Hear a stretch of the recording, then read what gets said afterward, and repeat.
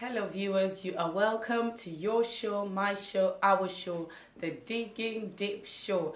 Thank you ever so much for tuning into the program again today. And if this is your first time watching the Digging Deep Show, thank you so much. We are always here at 3:30 every Saturday. And as you might be aware, or if you are new to what the Digging Deep Show is up to, these weeks we are digging deep to save lives. It's the 10-week heart awareness campaign we've started, and the journey has since been going. We've been bringing to you answering all the questions that you've had regarding cardiovascular diseases. And as you might be aware, we've got experts coming in the studios as usual, and with me today is Dr. Ashraf. You are welcome, sir, to the show. Thank you for inviting me. Thank you. And you are a cardiology registrar. I am, Just tell us briefly about what you do. So I'm a trainee in cardiology. So we look after patients who's complaining of cardiovascular diseases, look after their heart, their circulatory system, diagnose any diseases that they may have be complaining about or they may have, and try to offer them help and solutions.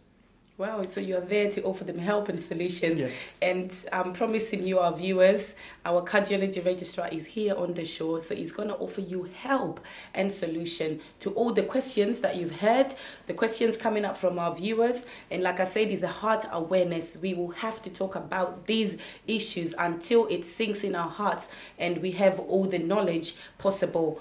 Tell us, please, what is cardiovascular disease? So the cardiovascular disease is the disease of the heart and the circulation. That includes coronary artery disease, and the coronary arteries are the arteries surrounding the heart muscle that supply the muscle of the heart with the blood it needs to function. So these arteries sometimes can get narrowed or even blocked, causing problems. Other cardiovascular diseases include the disease of the muscle of the heart itself, congenital heart diseases, heart failure, and the disease of the valves of the heart. Now, the cardiovascular diseases are important because in 2011 it caused 160,000 deaths in the UK. And Just in 1 year? In 1 year. And that included 74,000 people died because of coronary artery disease. And that constitutes the biggest single killer in the UK. So it is important. So it's a cause of concern that we bring awareness to of course. Our people, so that they get to know what this disease is about and any areas that they can prevent it. Tell us about the common symptoms of cardiovascular disease. So the most common symptom is chest pain. So the patient will be complaining of chest pain, usually centrally located. Can be described as something heavy on the chest. Sometimes some patients would describe it as a gripping sensation in the chest. Usually when they're doing something. So the patient will come to the cardiac clinic saying, I've got a pain when I start walking. So I start walking for 100 yards, and then I develop this chest pain or this sensation in my chest, like a heaviness in my chest. And that would increase with effort. And whenever I stop, the pain will just go away. So that is a typical of angina type of pain. Other symptoms can include difficulty in breathing. So a patient will come into the clinic saying, whenever I start walking or going up and down the stairs, I will develop this difficulty in breathing. And that, again, that will be exacerbated by movement or by effort, and then relieved by rest, basically. There are other symptoms that can be contributed to cardiovascular disease, including sometimes even loss of consciousness. But mainly it's the chest pain and the difficulty in breathing are the two main symptoms that can be attributed to the cardiovascular diseases. Okay, you hear that from the doctor, chest pains. So if you're having chest pains, don't just ignore them. If you're feeling the heaviness in your chest, do not ignore. Those are part of the symptoms. It's always good to seek medical attention. And also, we want to know what increases these risks of cardiovascular disease. So there are some risk factors, actually, that can increase the possibility of a person developing cardiovascular diseases. The most important risk factor is actually smoking. So the longer you smoke, and how many cigarettes a day you smoke is a contributing You know factor. what, I actually thought if it's smoking, it's only got to do with the lungs and no, that's about it. No, so it does affect the heart. It does affect the heart. It does, especially the coronary arteries, which we talked about, that can get narrowed or even blocked, giving you that angina type of pain. So smoking is what is the main risk factor that can contribute to developing coronary artery disease or cardiovascular disease in general. Weight, obviously, the heavier you are, the more risk, especially central obesity, which is the fat around the central part of the body. High blood pressure, diabetes can contribute significantly to developing coronary artery disease. Family history. So if you've got anybody in the family, a mother, a grandfather, a father, anybody in your family who has previously developed cardiovascular disease, you are at risk of developing that as well, because it can run in the family sometimes. Gender can there's a difference between actually women and men developing cardiovascular disease. In younger age, men tend to develop cardiovascular disease more than women. And women. Yeah, exactly. So this is mainly the main risk factors to developing cardiovascular disease. With men, would we say it's the way that the male body is made up? No, it's actually because of the hormonal changes in the female body that can give them an extra protection before the menopause. But after the menopause, that variation actually disappears. So in early age, there's a difference between the incidence of cardiovascular disease between men and women. And women. Yeah. And could we say that the older you get, the more at risk you are? You can, because that can actually affect the coronary arteries can get stiffer and thicker, and you can develop diabetes and high blood pressure. But being older is not a significant risk factor. It can contribute to it, but it's not really one of the. It's not as diabetes or as smoking, for example. And you've mentioned that high blood pressure is part of it. Yes.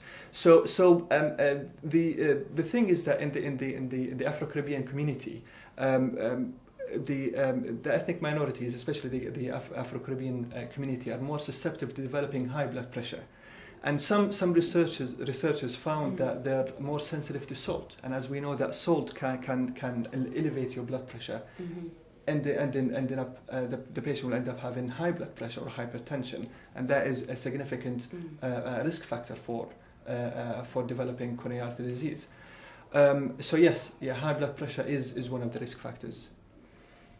Well, you've heard it for yourselves. We've heard all the risk factors that could lead to someone having the high blood pressure, and in the end might lead to people having coronary heart diseases, cardiovascular diseases. Yeah.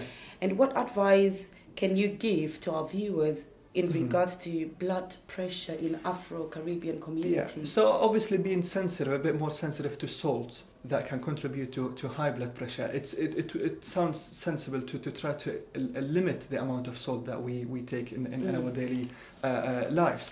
So usually the advice would be to take not more than 6 grams a day, and that would be a teaspoonful of salt daily. Now the thing is that the Afro-Caribbean cuisine is very exquisite, is actually healthy usually. But unfortunately, it does contain lots of salt and fat.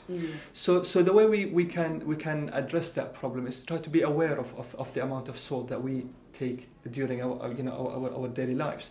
So most of the ingredients that we use in food, they have these labels. The health labels. I was going to ask, how easy is it to know how much salt exactly. you're taking? So if you check these labels, they will actually tell you how much salt. That. So just be aware of these things.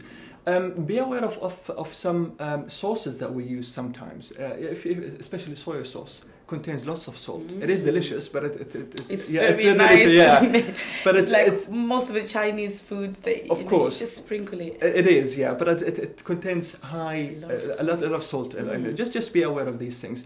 food doesn't have to be blunt and boring, you know. Boring and tasteless. And tasteless, yeah. But you know, you can add some spices, some peppers, some garlic to alter the flavor and make it more acceptable. But just slightly be aware of the amount of salt. Now, the other thing that I would like to talk about is actually blood pressure itself, because having high blood pressure usually doesn't come with any symptoms. So you will have high blood pressure, but you wouldn't even know that you have high blood pressure. So this is very important to actually try to check if you have high blood pressure. But by going to the GP or sometimes even in the community, some pharmacies, they offer that service to try to check your blood pressure. Just go and check your blood pressure and see if you do have high blood pressure, because as I said, it does come without any symptoms, and especially if you have a family history of high blood pressure, that will increase the risk of you developing high blood pressure in the future. So regular checkups will be good on that. How about the crisps, the snacks, you know, bacon? Of course. You know, when I'm having my breakfast, you want the bacon, the beans, the eggs and everything. Well, of course, you know, as I said, you don't have to cut everything, but just be aware of the amount of salt and amount of fat actually that you're intaking every day. You know. As I said, something we can actually substitute the salt for other things. So the crisp can be substituted for some fruits or maybe nuts. You know, you can have your bacon. Just try to limit the amount of bacon that you like. Eat. Just be aware of the things that you eat. Regarding the fat, you know, there are some things that we can do to limit the amount of fat that we can have in our normal day. Before we cook the meat, to try to trim the fatty exactly before you cook it. Maybe instead of deep frying food, maybe we can actually grill exactly, or bake or steam. You know that or boil, you know, things that these are substitute to actually deep frying things.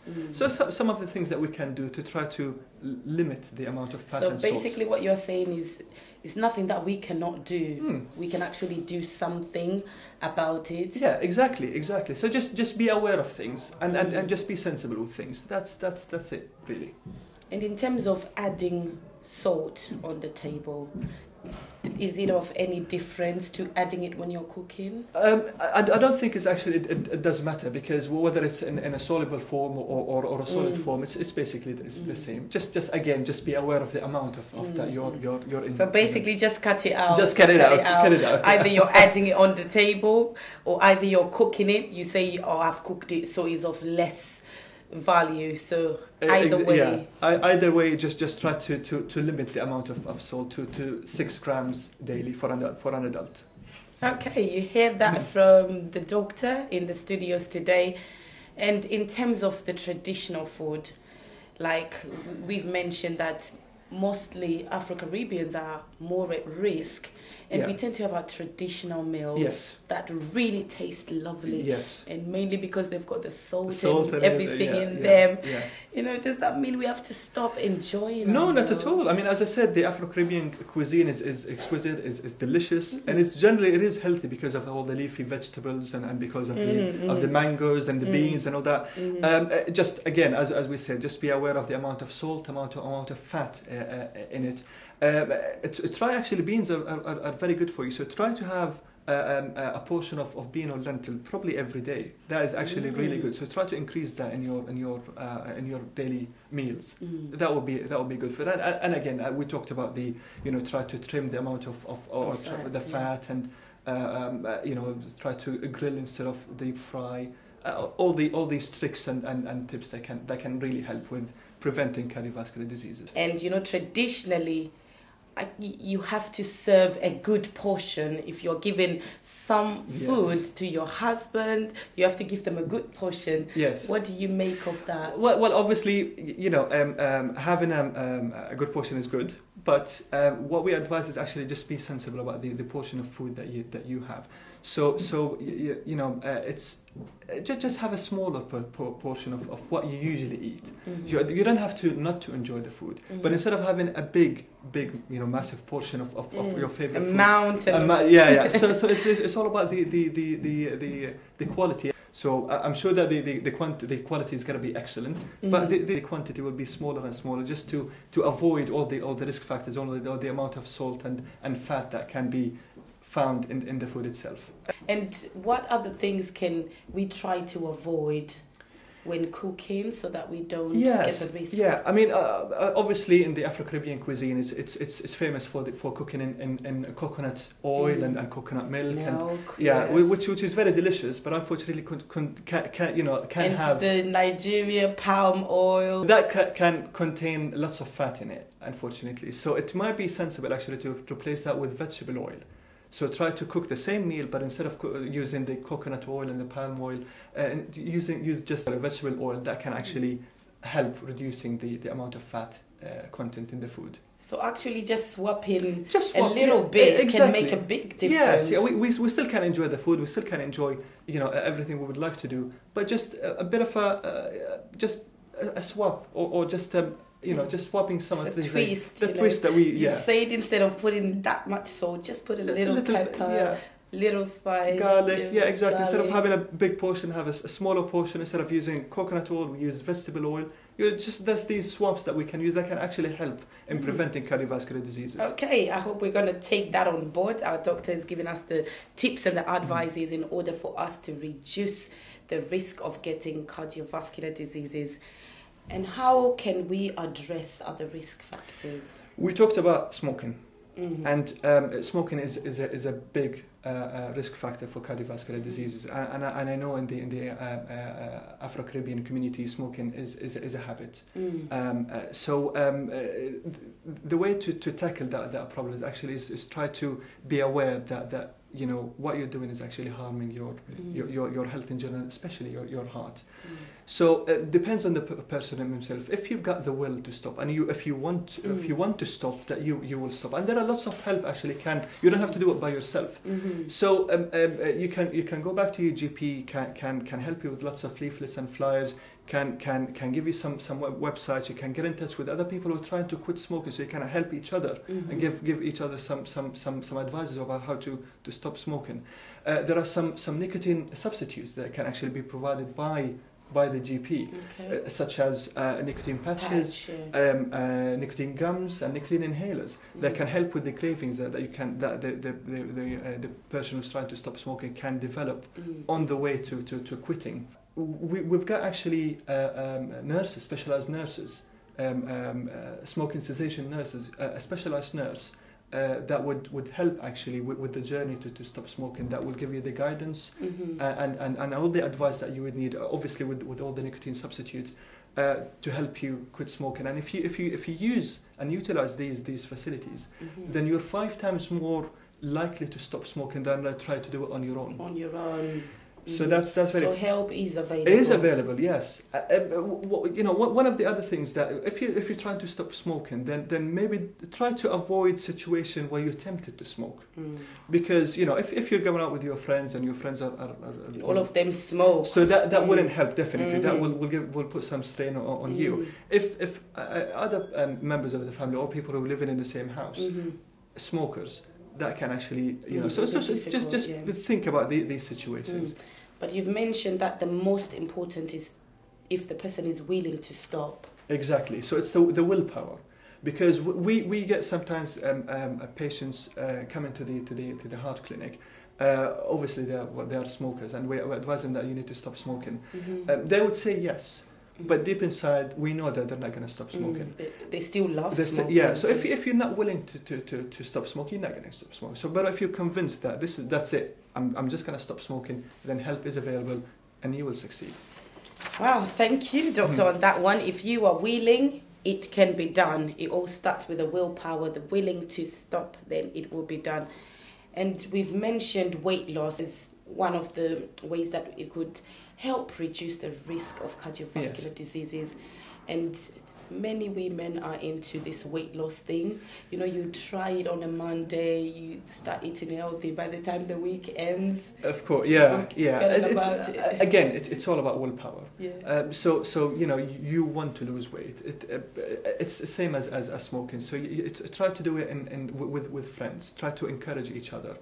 Some of the things that we've noticed that some people use food as a comfort. Comfort eating. Exactly, and especially that we're in the winter time now, so that can actually be something that to think about. It's true. Including myself, sometimes I don't differentiate between whether I'm actually hungry or I'm just bored. Yeah. And we just easily just go to the bored, you just pick in and just, you know, a bit of a this and a bit of a that, and you know, without even noticing that. So eat sensible, less portions. Try to do it with friends and family to encourage you know, your journey, and just differentiate between whether you're actually hungry or you're just bored. Yeah. So if it is that you're bored, then look for something else interesting to do. You know, because sometimes food and snacks, they tend to be what's closest. Exactly. You know, especially if you're working in an office. You know, you're trying to keep yourself awake, and before you know it, you're just eating all the time. Exactly. So that's not good. Just try to be aware of these things. And I just like the fact that you've mentioned that swapping, you know, the crisps and stuff for healthier snacks. Exactly. So you could still snack, but you're snacking on carrot or an apple or some. Yeah, exactly. So instead of snacking on sweets and crisp and all that, you can still snack, but just make it more healthy. And lastly, on the diet issues and weight issues, the eating in the evenings. Yes, well, that's a big thing actually, because we all finish work and come back and sit in front of the TV, and then the snacking starts. So you have your dinner and the TV is on. Still, you know, a member of the family will just bring stuff. Yeah. Somebody goes to the kitchen and just, oh, you know, when you're awake, can you just bring that and this? So all that evening snacks that actually can put on weight and then increase the risk of cardiovascular diseases. So just be aware of evening snacks. So at what time would we roughly say that it's good to have your dinner? Yeah, well, probably I would say that, you know, let's try to limit the food after 7:30 or 8. So try not to have. I'm not going to say nothing, but at least try to limit the food intake after 7:30, let's say. Let's do that. We can do it. It might look impossible, but we can do it. Once we train ourselves, we'll be able to pull through it. Exactly. And in terms of people saying they don't have time to exercise, because you mentioned that exercise is vital for our heart and for the weight loss as well. Yeah. The time. We're all busy. We're all got jobs. We're all got families, so ideally we should try to exercise about 30 minutes a day. If that's not possible, then, you know, we all use the tubes, we all use the underground and the buses. So some tricks that we can actually use, try again to swap things. So instead of using the escalators in the underground station, why don't you try to take the stairs? If you've got a dog, try to walk the dog once or twice a day. That will be an exercise for you. You know, these things that can actually help in trying to just give you a bit more exercise that we need, really. Tell our viewers, in terms of the questions that they might have regarding being active, how does being active really help when it comes to cardiovascular so obviously diseases? Being active has got lots of advantages. First of all, it can reduce your weight, which can reduce the risk of developing cardiovascular disease, can release some stress, which stress itself is one of the factors that people develop a high blood pressure because of. We talked about the weight, we talked about the stress. Also can reduce the possibility of developing type 2 diabetes, which is a high, one of the risk factors developing cardiovascular disease. So all that, just by exercising, you limit all these risk factors, and thus you limit the possibility of you developing coronary artery disease in the future. Oh, thank you, doctor, on that. You know, many times people, they sign up with the gyms when it's January time. By the time the year runs down, people tend to slack going to the gym. But I think it's time that we pick ourselves up in order to really get ourselves active, get in the mood of exercise, and we could also make sure the spirit goes on to our children as well. And doctor, I just wanted to give advice to someone who's got this condition. They're at home. Yeah. You know, they might find it difficult to manage the condition. What can you say to them? So the most important thing is don't sit on any symptoms that you have. So if you develop chest pain, let's say for more than 10 minutes, call 999, get an ambulance and go to A&E and get it checked immediately. If you develop any symptoms, the symptoms that we talked about, as I said, especially chest pain, difficulty in breathing, severe difficulty in breathing, you know, get help. Don't sit on it. You can always get in touch with the GP. You can always get in touch with any medical profession. But if you develop any chest pain, as I said, for more than 10 minutes, it is important to get that checked immediately. Thank you very much. And lastly, doctor, how often should a healthy person get checked? If you're feeling that I'm fit, I'm fine, I've got no issues, yes. How often should you get checked? Well, NHS England, they offer a health check for adults between the age of 40 and 74 every 5 years. So you should be getting a letter invite you for that health check to go to your GP. What your GP is going to do is going to ask you some questions to see if you've got any symptoms at all. He's going to go through your lifestyle, family history, and do a routine blood test just to check on routine things.